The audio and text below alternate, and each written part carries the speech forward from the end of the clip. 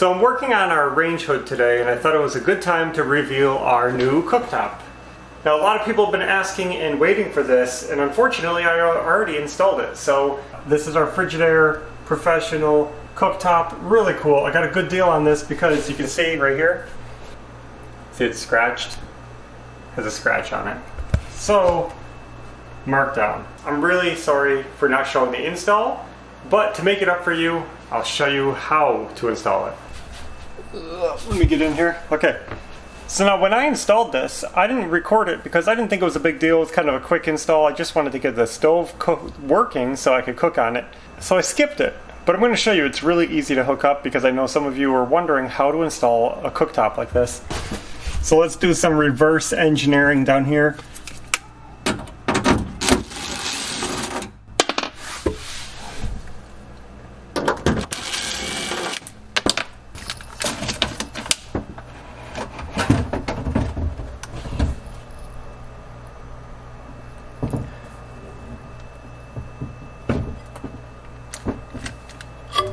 So as you can see, the cooktop comes like that.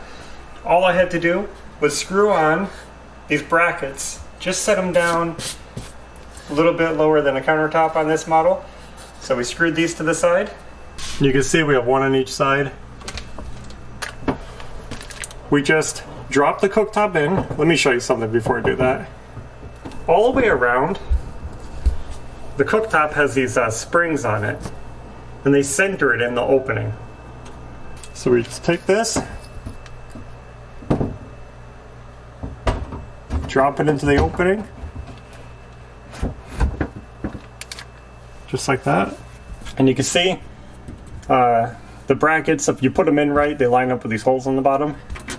And we just put these screws in here.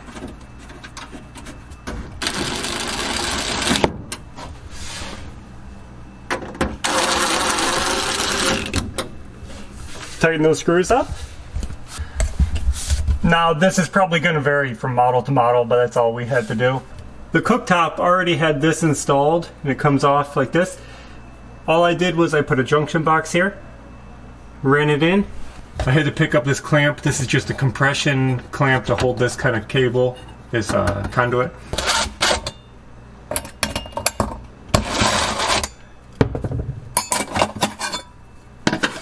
And you can see in the box, it's pretty basic stuff. Just the white, I didn't use because our stovetop doesn't use the neutral. All I did was black to black, red to red, ground to ground, grounded the box. That's all there is to it. Put them in there neatly.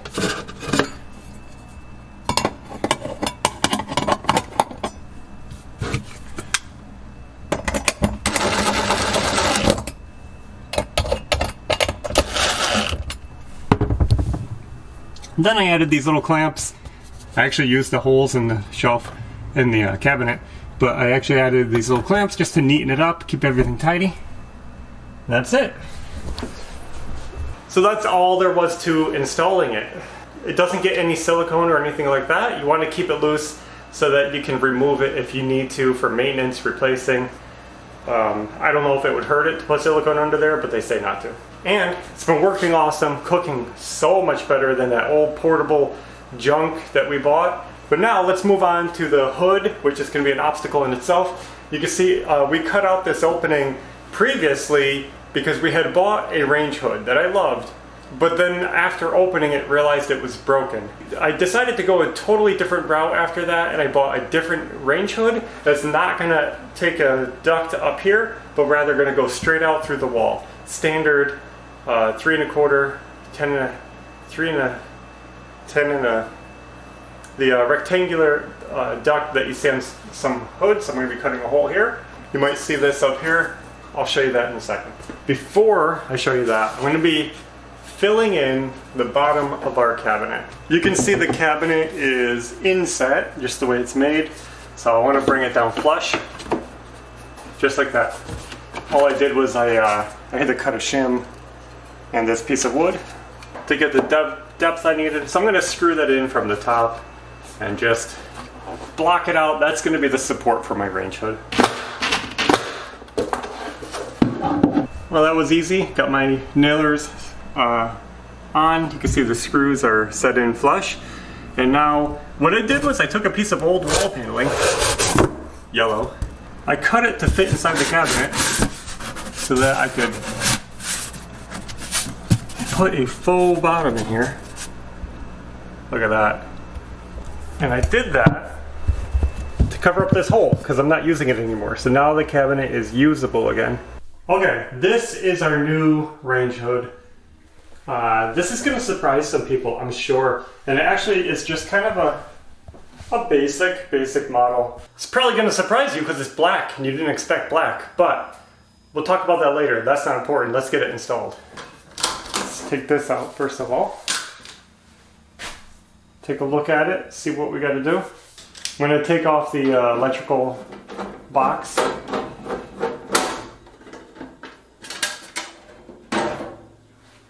And now I'm going to work on this part. Let me turn on the light. We got to keep it fancy in here while we're working.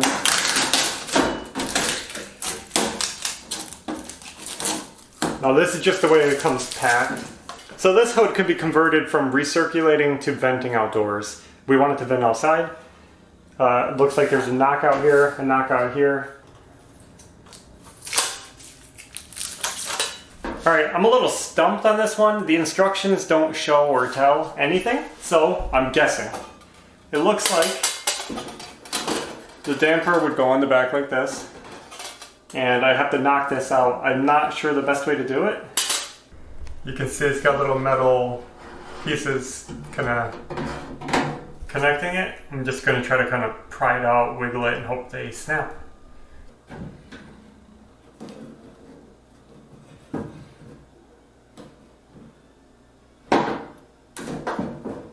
I wonder if I hit those.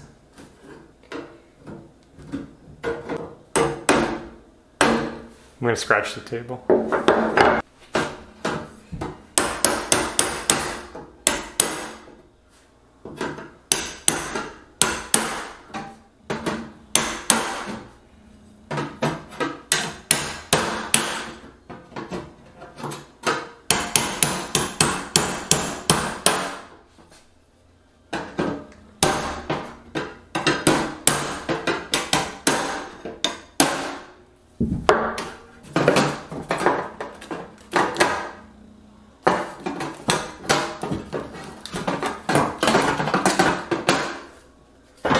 Alright. So what keeps that on there? Tape. I'm going to turn my attention to the hole. I'm kind of getting a little bit unsure of myself with the hood. I think all I got to do is tape the damper on the back. I'm not sure how to attach that to the ducting. So I marked my hole out. I'm going to try to cut it, doing the best I can, and I hope I don't regret cutting open this wall.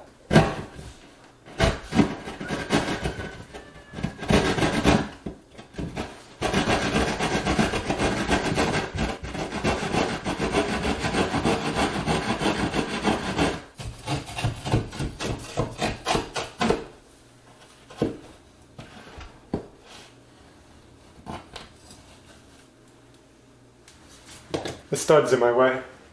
I still have to come about ½ an inch over into my stud. I could offset the duct on the back of the box of the unit. So I'm going to come another little bit this way.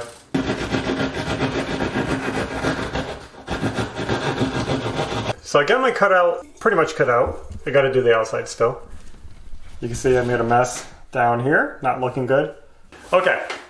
Switching gears. Hole's almost cut. I'm not going to cut the one to the outside yet because I just don't want all that heat loss and cold air coming in. Now I'm going to prepare my ductwork to go through the opening. Guys, I am a DIYer. I have a lot of experience working on homes, no experience with this. I've only installed round ducting before and never a straight out the wall rectangular duct. So, I'm making this up as I go, and the first thing I'm going to do is I'm going to take advantage of these flaps. This won't make sense until you see it, but basically I'm going to pop these rivets out. I'm going to take these channels off the end of this duct. I'm going to take those off, And then I'm going to cut it to the depth of my wall. And then I'm going to fold these tabs over. See? I'm going to fold them over so they're kind of like flat. Hopefully I can fold them. And I'm going to kind of use them as a flange so I can set it in the wall. I'm not going to film cutting it. I'm going to run outside and just do that quick. But all I'm going to do, oh this is noisy, is I'm going to put my metal cutting blade on my circular saw and just try to cut through it the best I can. I could tin snip it, but I feel like the tin snips, they bend the metal all up. And alright, this came out really good actually. There it is. I cut it to length. I decided to leave the one end square. I took those things off the top and I bent these flaps over. I ended up cutting this one a little bit short, narrow, so it could fit in here. And after I cut out that hole, it should go in.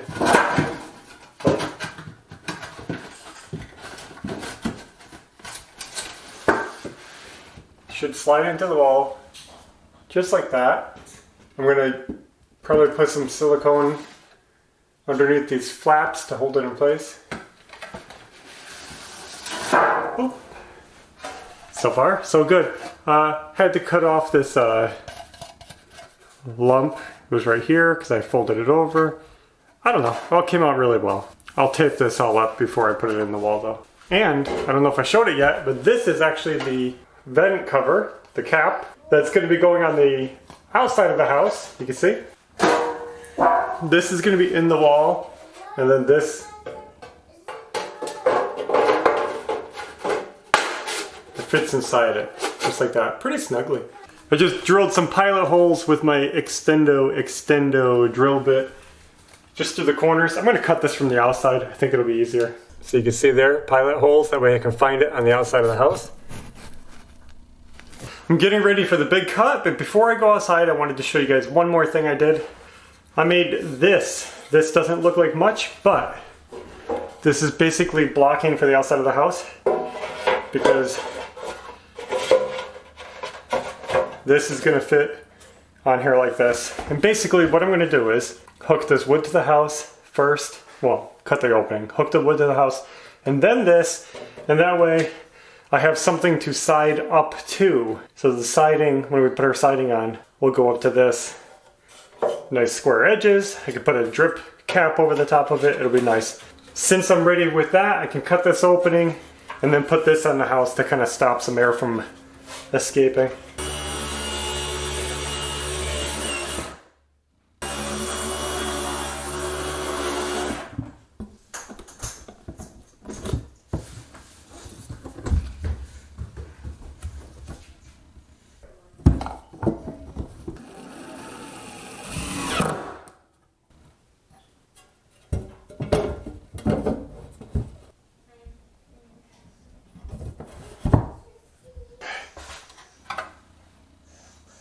Sealant on there.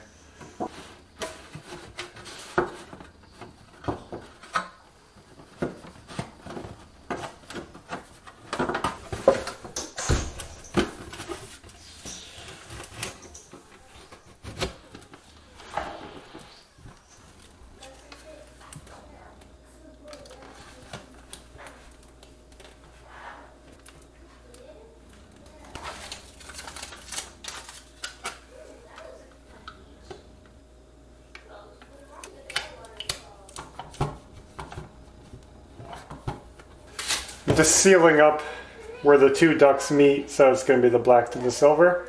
There we go.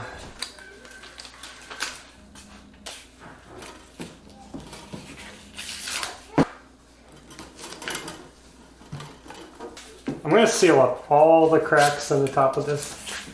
That way the air can't blow from the stove up into underneath the cabinet. All right.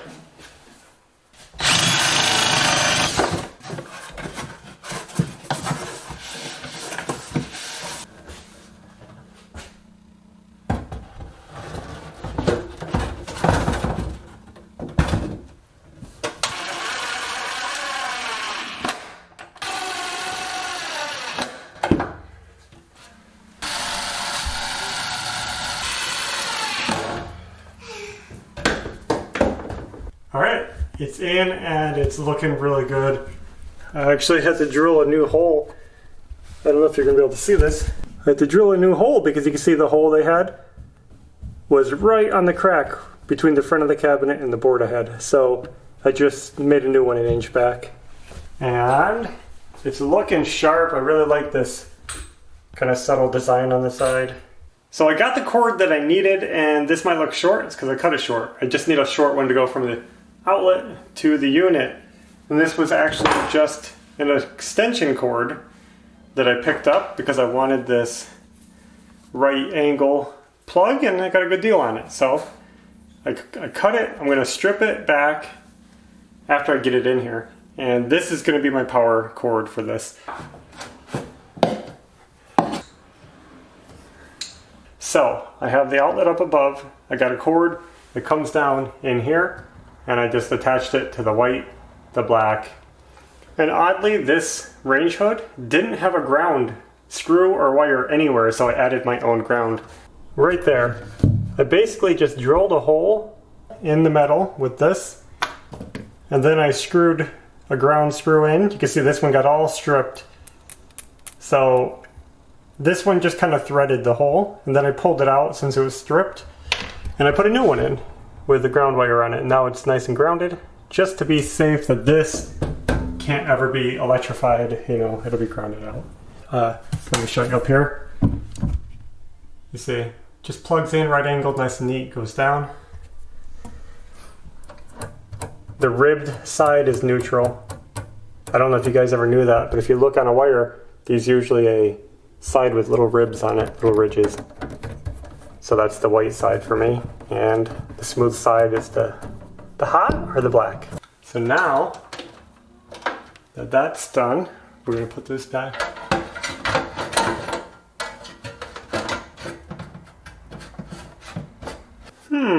This is interesting.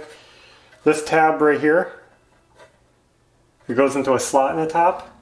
I don't know if you guys are gonna be able to see it in the dark here. Slot right there, look at the front of my cabinet sticks into the slot. And this is pretty smooth.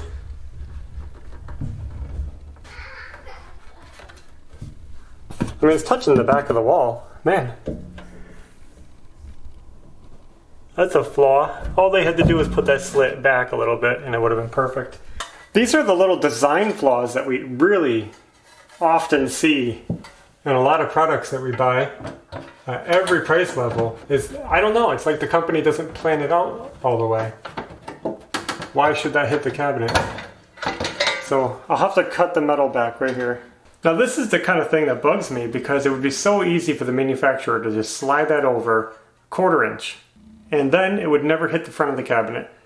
I don't know why they put it so close to the front that there is that chance of hitting. I can't even imagine. We have standard size cabinets, standard size range hood. It's touching the wall. There's no reason that should be hitting the front of the cabinet. So, I mean, little things like that can make a big difference. All I did was cut it back with some tin snips. Now it should go in fine.